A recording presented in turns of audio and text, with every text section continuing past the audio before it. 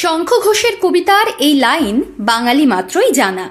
ফেলে আসা সেই যৌবনের মতোই পশ্চিমবঙ্গের রাজনীতিতে বামপন্থা এখন পিছনের সারিতে। অন্তত বিধানসভার আসন সংখ্যার নিরিখে তো বটেই। বামপন্থার আবার মধ্য গগনে ফেরার প্রস্তুতি 2026 সালের বিধানসভা ভোট থেকেই সম্ভব হবে কি? এই প্রশ্নই এখন ঘুরপাক খাচ্ছে রাজ্য রাজনীতিতে।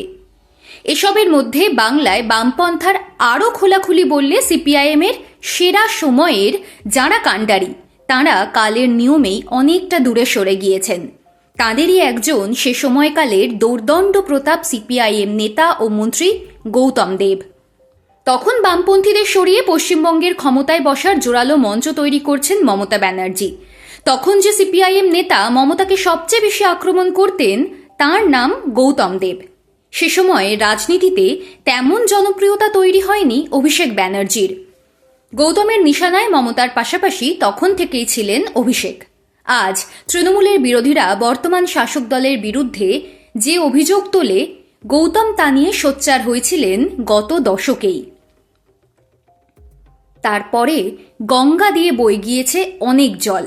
রাজনীতির পালাবদল ঘটে গিয়েছে পশ্চিমবঙ্গে। নামতে নামতে বিধানসভায় শূন্যতা নেমে এসেছে সিপিআইএমের। প্রাসঙ্গিকতা কমেছে বামপন্থীদের। গৌতমেরও বয়স হয়েছে। শুধু তাই নয়, তাঁর শরীরে থাবা বসিয়েছে অসুস্থতা। এমন আবহে আর একটা বিধানসভা নির্বাচন। তার ঠিক আগে যেন নতুন অবতারে অবতীর্ণ গৌতম দেব। বয়সের ছাপ পড়েছে, রয়েছে অসুস্থতাও। স্পিচ থেরাপি চলছে, কথা বলা নিয়েও সমস্যা আছে। তবে গৌতমের দাপুটে মেজাজ আজও একই রকম। সম্প্রতি যেভাবে তাকে দেখা গিয়েছে তাতে হালফিলের যুগে এতে গৌতম দেব 2.0 বললেও অত্যুক্তি হবে না। এক সাক্ষাৎকারে সিপিআইএম বিরোধী বাংলার রাজনীতি নিয়ে গৌতমের গলায় শোনা গিয়েছে নানান কথা। তার মতে আসন্ন নির্বাচনে মমতা ব্যানার্জির জয় হলে সেটা হবে পশ্চিম বাংলার মানুষের হার।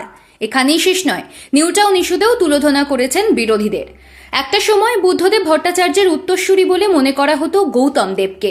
কেউ কেউ তো গৌতম বুদ্ধ জুটিও বলতেন। তারপরেই সব এলোমেলো হয়ে যায়। আজ বুদ্ধদেব পৃথিবীতে নেই, তবে গৌতম আছেন। সিঙ্গুরের প্রসঙ্গ টেনে ফের নতুন করে মমতাকে আক্রমণ করেছেন গৌতম। সিঙ্গুরে শিল্প এনে সাধারণ মানুষের কর্মসংস্থান করাই ছিল তৎকালীন মুখ্যমন্ত্রী বুদ্ধদেবের মুখ্য উদ্দেশ্য।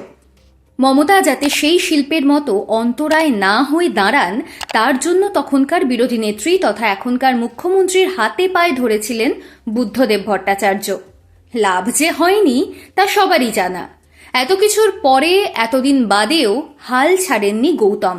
মরিয়া লড়াইয়ে নেমে পড়েছেন।